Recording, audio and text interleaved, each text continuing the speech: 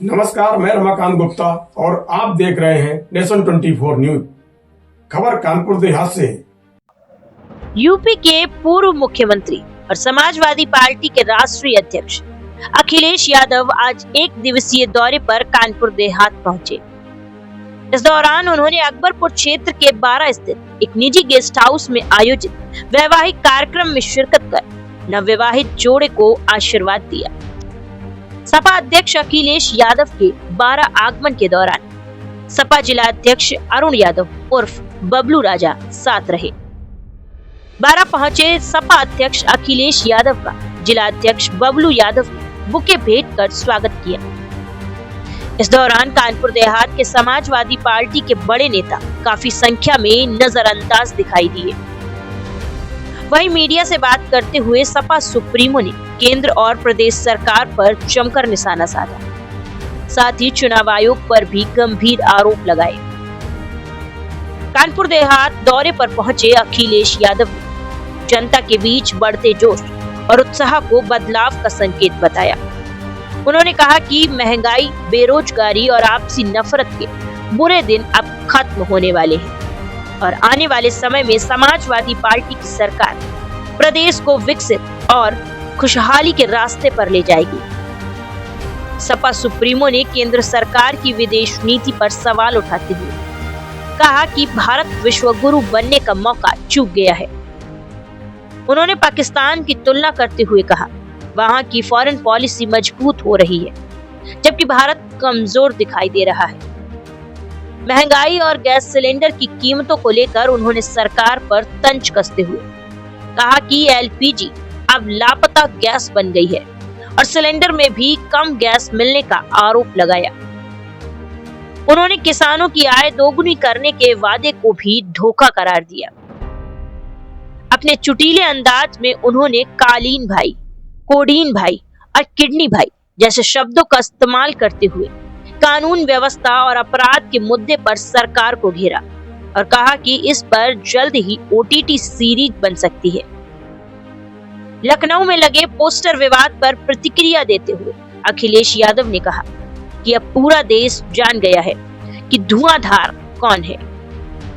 वहीं हाल ही में हुई बारिश और ओलावृष्टि से फसलों को हुए नुकसान पर उन्होंने सरकार से किसानों को 100% मुआवजा देने की मांग की।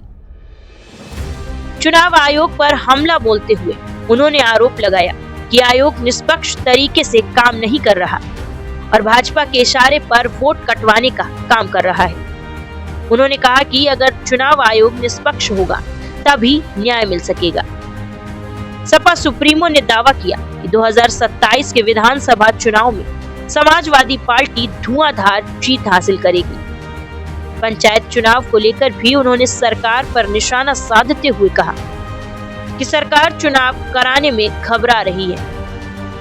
इस दौरान उन्होंने मुख्यमंत्री योगी आदित्यनाथ और गोरखपुर सांसद रवि किशन पर भी तंज कसा। पश्चिम बंगाल चुनाव को लेकर उन्होंने कहा कि वहां दीदी ही जीतेंगी, जबकि शंकराचार्य विवाद के मुद्दे पर उन्होंने कहा कि समाज का बुद्धिजीवी वर्ग अब जागरूक हो गया है और भाजपा को सबक सिखाना चाहता है।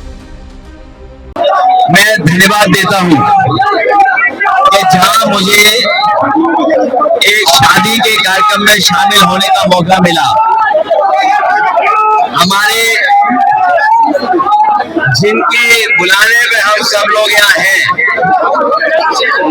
इनका ढाबा और ढाबे से रिश्ता और ढाबे में चाय पीने का अपने सफर में एक मौका मिलता था।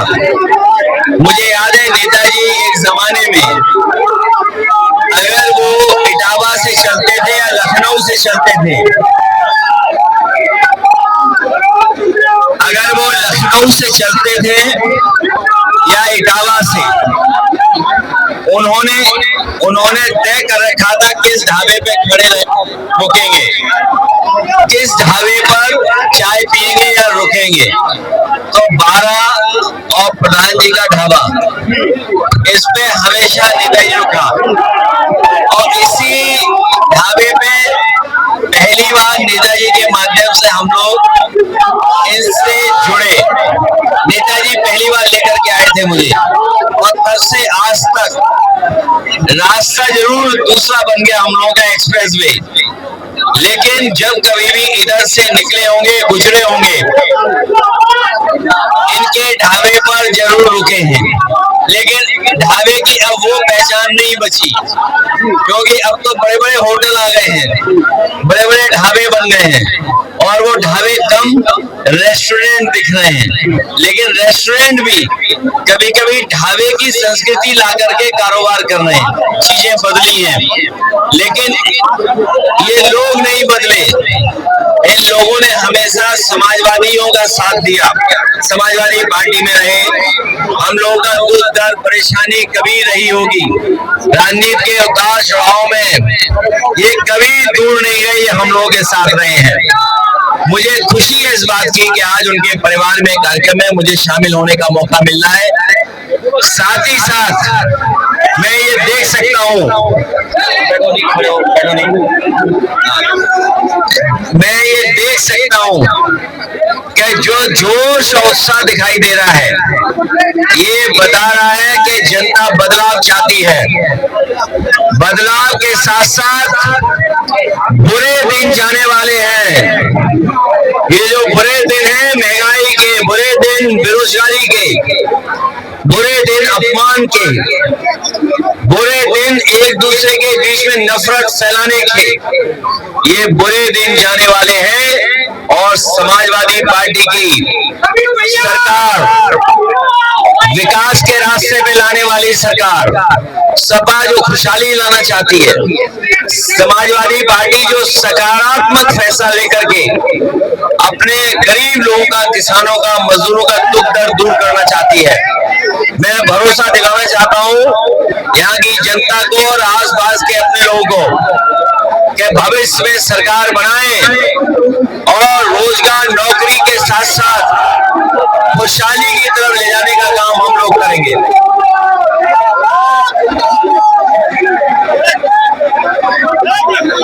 भारतीय जनता पार्टी ने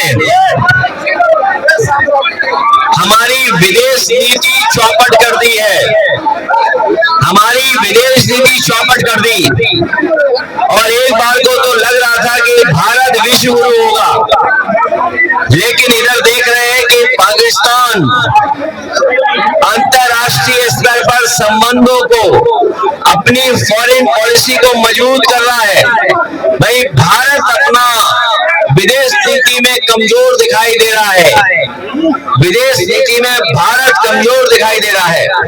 जो विश्व गुरु बनने का सपना था, वो भारत ने ये मौका चूक गए हैं। अगर ये युद्ध रोकने में भारत कामयाब हो जाता, तो आज दुनिया में भारत का स्थान विश्व गुरु में माना जाता और रखा जाता। लेकिन आज हर चीज महंगी हो रही है। एलपीजी नहीं, ये लापता गैस है, और सिलेंडर को जब नापोगे, आप वजन लोगे तो कम निकलेगा। जैसे खाद की बोरी में चोरी, वैसे ही लाल वाले सिलेंडर में चोरी हो रही है। भ्रष्टाचार बढ़ा है, बेईमानी बढ़ी है, और किसानों की आय दोगुनी करने का वादा भी इनका वादा नहीं रहा, इन्होंने धोखा दिया है। लेकिन इस बार हम सब लोग मिलकर के भारतीय जनता पार्टी को सबक सिखाएंगे।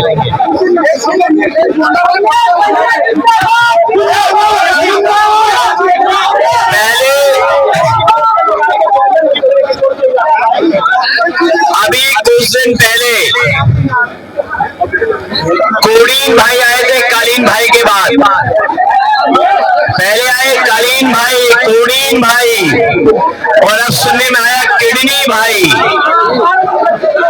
कालीन भाई, कोडीन भाई और अब किडनी भाई। लगता तो ये है कि इस पर कोई ओटीटी पर सीरीज बनेगी। पहले बनी कालीन भाई पर, कोडीन भाई, अब किडनी भाई। और गांजा तो इतना पकड़ा जा रहा है जब से बीजेपी की सरकार आई है। कहीं ऐसा ना हो ओटीटी गांजा गंज पे भी बन जाए। जो लोग पोस्टर बैनर लगा रहे थे, लोग जानते ही नहीं थे कि धुआंधर कौन है। धुआंधर, धुआंधर पोस्टर लगने के बाद पूरा प्रदेश और देश जान गया है कि धुआंधर कौन है, और लोग तो और भी बातें कर रहे हैं, वनस्पति की बात कर रहे हैं, लेकिन इस सरकार को घबराहट है कि 9 साल में भी महंगाई कम नहीं कर पाए, लोगों को राहत नहीं दे पाए, अस्पतालों में इलाज नहीं करा पाए, और हमारा सब उत्तर प्रदेश को पीछे कर दिया।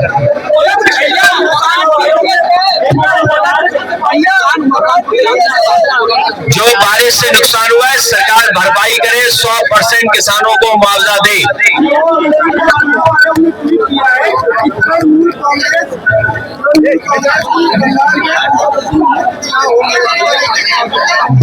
इलेक्शन कमीशन रहित होगा तो न्याय मिलेगा, चुनाव निष्पक्ष होगा। Election commission Bharatiya Janata party के सारे पे काम कर रहा है। इलेक्शन कमीशन का काम है कि वोट बनवाना, लेकिन election commission Bharatiya Janata party के सारे पे वोट कटवा रहा है। इलेक्शन कमीशन उसका रोल अभी हम लोगों ने चुनाव में देखा था।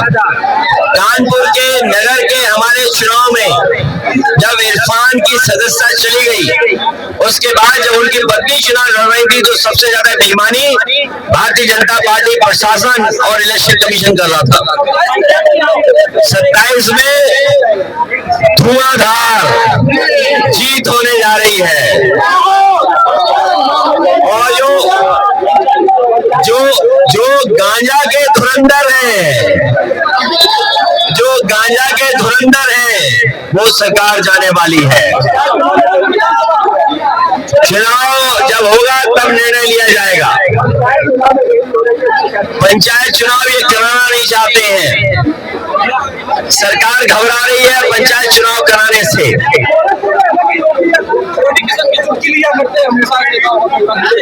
ये भारतीय जनता पार्टी है कि भारतीय जनता पार्टी का सर्कस है कि जो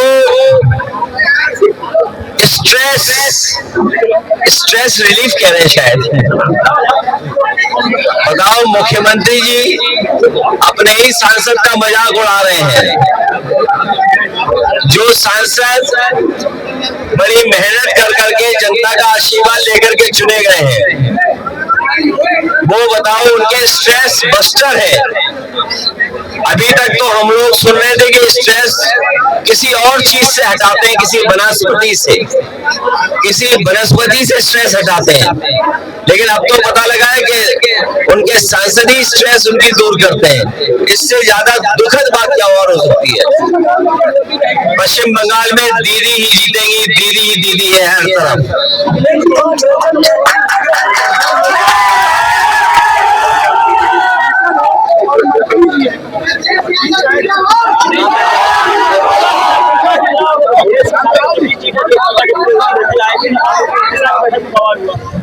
ये गाड़ी पलटना, माँ बेटी के बुलडोजर की वजह से आग में जान जाना, सांसद मंत्री विधायक का झगड़ा, पुलिस को लेकर के बवाल, ये कानपुर को नहीं उत्तर प्रदेश को बदनाम कर रहे हैं। उत्तर प्रदेश नहीं, कानपुर को बदनाम कर रहे हैं, कानपुर देहात को, कानपुर नगर को बदनाम कर रहे हैं ये लोग। लेकिन जनता देख रही है कि जनता के लिए काम नहीं कर रहे हैं, जनता को न्याय नहीं दे रहे हैं, जनता को भ्रष्टाचार में धकेल दिया, एम्बुलेंस बंद कर दी, कहीं गरीब जनता को इलाज नहीं मिल रहा, न दवाई न कुछ। इसलिए जनता इनको सबक सिखाएगी इस बार। ये सब मंत्री हट जाएंगे, सरकार हट जाएगी। शिक्षा मंत्रियों को 22,000 रुपए का घाटा हुआ है। कभी 40,000 रुपए हम लोग देते थे मानदेय, और भविष्य में उनका सम्मान और बढ़ा देते सरकारी रूप में, लेकिन बीजेपी के लोगों ने धोखा दिया उन्हें। मंत्री के पति जो परिवार सजा यहाँ पे उत्तर प्रदेश सरकार के उनके पति कह रहे हैं ऑन कैमरा वहाँ पर मंत्री जी के साथ में पब्लिक मरने को सब जानवर। इस बार महान जनता लोकतंत्र में वोट दे करके इनको सबक सिखाएगी जो जनता का अपमान कर रहे हैं। जनता का अपमान, और जनता कभी अपने अपमान को स्वीकार नहीं कर सकती है।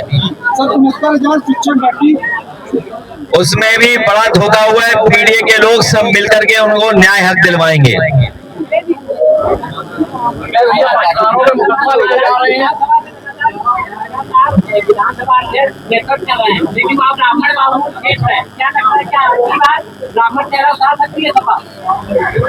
पूजनीय शंकराचार्य जी का जब से अपमान हुआ है, पूजनीय शंकराचार्य जी का जब से अपमान हुआ है, बहुत सारे बुद्धिजीवी समाज के लोग जो जागरूक लोग हैं, वो भारतीय जनता पार्टी को सबक सिखाना चाहते हैं। उस दिशा में कोई भी हमारा साथ देगा, हम उसका साथ देंगे। प्रेस के लोग अगर सच्चाई दिखाई रहे हैं, लोकतंत्र को कमजोर कर रहे हैं, भविष्य में हम लोग प्रेस के लोगों को मालिक बनाने का काम करेंगे। प्रेस के लोग किसी की नौकरी नहीं करेंगे, प्रेस के लोग खुद मालिक होंगे। ऐसी व्यवस्था लाने का काम हम लोग करेंगे।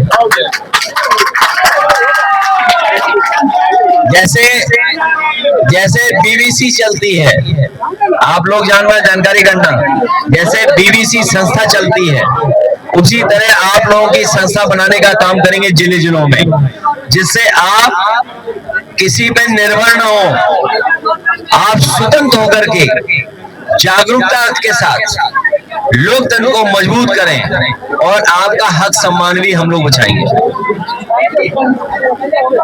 ये कानपुर की केवल हवा से पोल खुली है। अगर आप लोग कैमरा सही चलाओ तो हर तरह की पोल खोल दोगे आप लोग।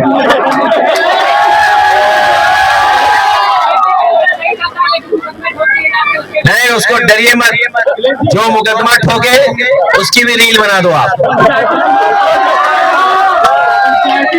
विधानसभा चुनाव के बाद कराया जाए, जबकि उनका कार्यकाल पहले। तो विधानसभा चुनाव जल्दी करा दो। अगर प्रधानी का चुनाव नहीं करा पा रही सरकार, तो विधानसभा का चुनाव जल्दी करा दो। हम लोग सब तैयार हैं। विधानसभा में निष्पक्षता की कितनी उम्मीद लग रही है?